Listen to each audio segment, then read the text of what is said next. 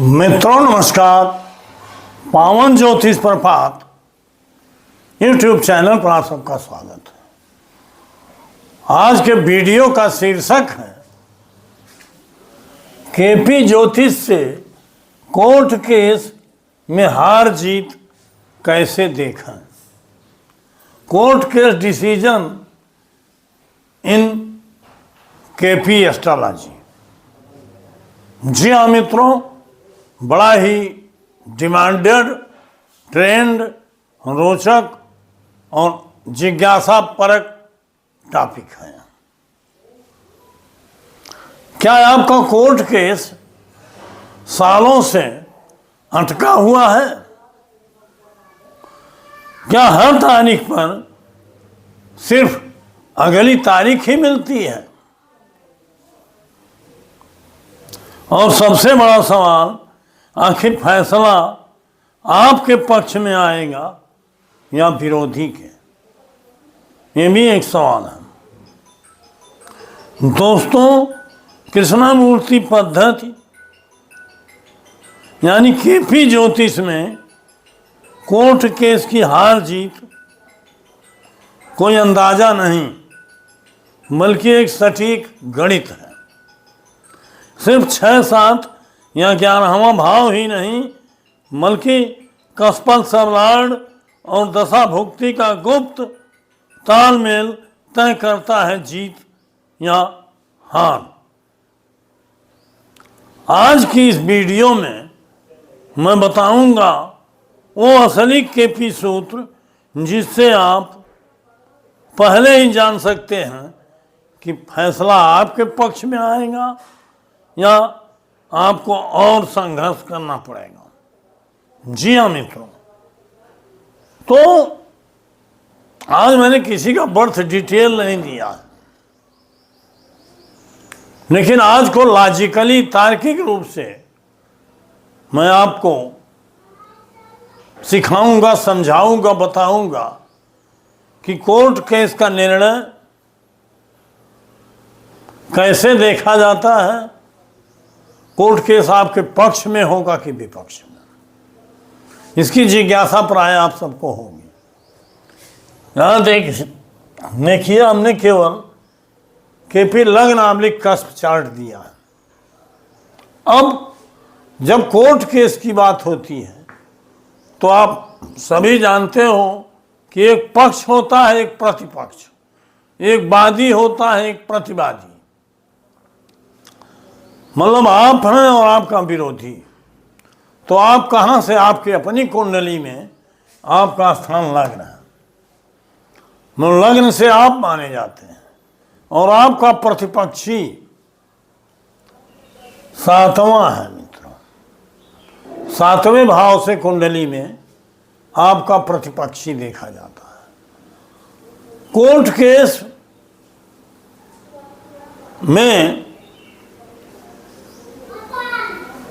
यहाँ हम 2 सूत्र बताएंगे, केवल दशा भुक्ति ही नहीं, गोचर से ही नहीं, बल्कि कस्पल सबलार्ड, ये लग्न आपकी कस्प कुंडली है। कोर्ट केस में आपके कुंडली का 6वां भाव, ये कोर्ट केस के लिए प्रमुख भाव होता है। मतलब 6वें भाव का उप नक्षत्र स्वामी कोई ग्रह है, अगर वो 6, 10 और 11 को सिग्निफाई कर रहा है, का कार्जेश है। यहाँ फिर बता देना चाहते हैं कि नक्षत्र बल प्रमुख होता है। अगर कस्पल सबलार्ड का नक्षत्र स्वामी में ये भाव आए हैं 6, 10, 11, या कोई एक भाव या 2 भाव आए हैं, तो मुकदमा आपके पक्ष में होने के ज़्यादा चांस है। और इसका विरोधी भाव भी होता है। 6वें का विरोधी 5वां, तो 5वां भाव, और कुंडली का 8वां और 12वां, ये 5, 8, 12 भी है। मतलब अगर 6ठे भाव का उपनक्षत्र स्वामी 6, 10, 11 में से 1, 2 भाव तो बता रहा है, लेकिन 5, 8, 12 में से भी 1 आध भाव बता रहा है, इनका मतलब संघर्ष और मुकाबला बड़ा तगड़ा है और लड़ाई बहुत होगी। आदेश निर्णय आपके पक्ष में जाए या विपक्ष में जाएगा, ये दशा भुक्ति तय करेगी। लेकिन यह है कि जीतने के चांसेस आपके हैं। अब दशा भुक्ति में बात हम करेंगे, लेकिन अगर आपसे 6, 10, 11 माने आपका वादी का,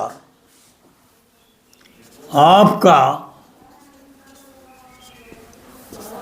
6, 10 और 11 छठवां भाव को समझ लीजिए। ये छठवां भाव मुकदमा लड़ने की क्षमता है। ये सिद्ध करता है कि बड़ी शक्ति से, बड़ी क्षमता से आप लड़ रहे हैं। 10वां भाव ये निर्णय देता है। निर्णय अच्छा होगा बुरा होगा, निर्णय तो निर्णय करता पर निर्भर। लेकिन अगर 11वां भाव सब सहयोग कर रहा है, 6, 11 हाँ गया, 10, 11 हाँ गया, तो 11वां भाव इच्छा पूर्वक और सफलतादायक हो। मतलब 6 और 11 भाव ये निर्णायक की भूमिका में होते हैं। यही भाव और दशा और भुक्ति में प्रत्यंतर में भी आ गए। नियम उसका वही हमने बताया है कि जो ग्रह है दशा कारक, दशा स्वामी, उसके नक्षत्र में 6, 10, 11 में से भाव आए हों और उसका उपनक्षत्र स्वामी अपने नक्षत्र के माध्यम से 6, 10, 11 में से किन्हीं भावों को या सभी भावों को सिग्निफाई कर रहा हो। अगर उसमें थोड़ी सी कमजोरी है तो जिस अंतरदशा में पूरी तरह से समर्थ है उसमें करेगा या जिस प्रत्यंतर में करेगा, यह देख के आप निर्णय कर लेंगे। कई वीडियो हमने बताया है। अब 6, 10, 11 तो आपका भाव हुआ। 5, 8, 12 आपके विरोधी भाव हुए। 5, 8, 12 अगर ये भाव आए हो अधिकतम तो विरोध, ज्यादा संघर्ष है, विरोध होगा।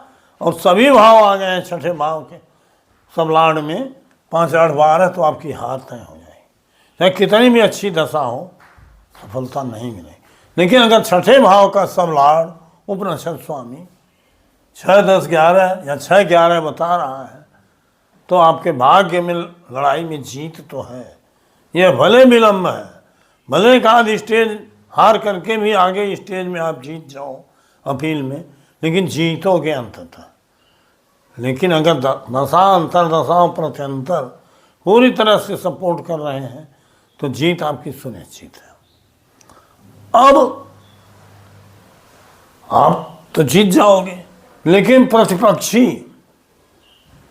आपका जो विरोधी है 7वां भाव है, तो 7वें भाव का भी 6, 10, 11 देखा जाएगा। 7वां भाव से 6वां भाव हुआ 1, 2, 3, 4, 5, 6, मतलब विरोधी के लिए 12वां भाव। अभी हमने बताया कि 12वां भाव विरोधी का दूसरा भाव आपकी कुंडली का 8वां भाव है। ये भी हमने बताया 8वां विरोधी है।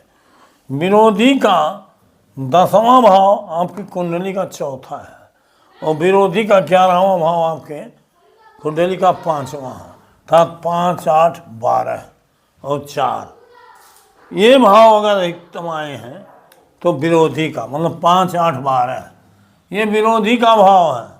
6, 10, 11 आपके भाव है।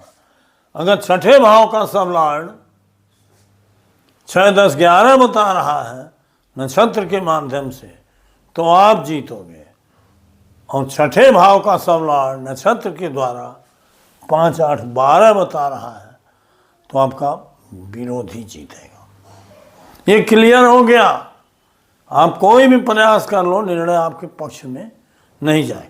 लेकिन इसमें से अगर मिश्रित भाव हैं तो आप डाउन चलेंगे और दशा भुक्ति के समय दशा भुक्ति जिन भावों को परामर्श करेगा या बल देगा उसी में वादी माने आप या आपके प्रतिपक्षी की हार जीत होगी।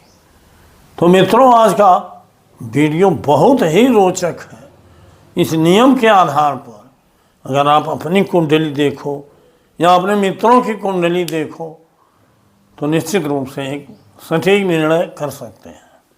आज हमने आपसे आग्रह करना भूल गया मैं, अगर मेरे आपसे आग्रह है कि अगर मेरे चैनल पे नए हैं तो वीडियो को सब्सक्राइब जरूर करिए, हाइप का बटन होगा हाइप करिए,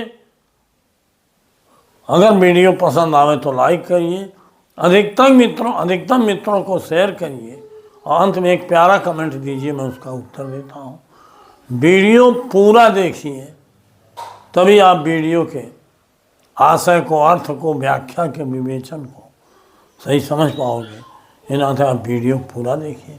इतना ही नहीं, वीडियो अगर एक बार में पूरी तरह समझ में नहीं आया तो 2-3 बार देखिए, लेकिन मेरा आग्रह यही है कि वीडियो ज़रूर देखिए और वीडियो में जो केपी सूत्र बता रहा हूँ इसको आप ज़रूर समझ जाइए, क्योंकि केपी ज्योतिष को आज एक स्वर से ज्योतिर्विदों ने, ज्योतिर्विद माने विद्यार्थी और विद्वान दोनों होते हैं, ज्योतिषी की बात नहीं कर रहा, ज्योतिषी तो हर कोई हो जा रहा है, लेकिन अगर कोई विद्यार्थी या विद्वान है तो सबने इसको स्वीकार किया है कि केपी अर्थात कृष्णमूर्ति पद्धत ज्योतिष ही वैज्ञानिक पद्धति है और एकदम सटीक फलादेश देने में, फल करने में सक्षम है।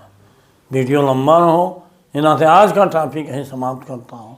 फिर मिलूँगा 3 दिन बाद एक नए शीर्षक के साथ। बहुत बहुत धन्यवाद, हार्दिक शुभकामनाएं।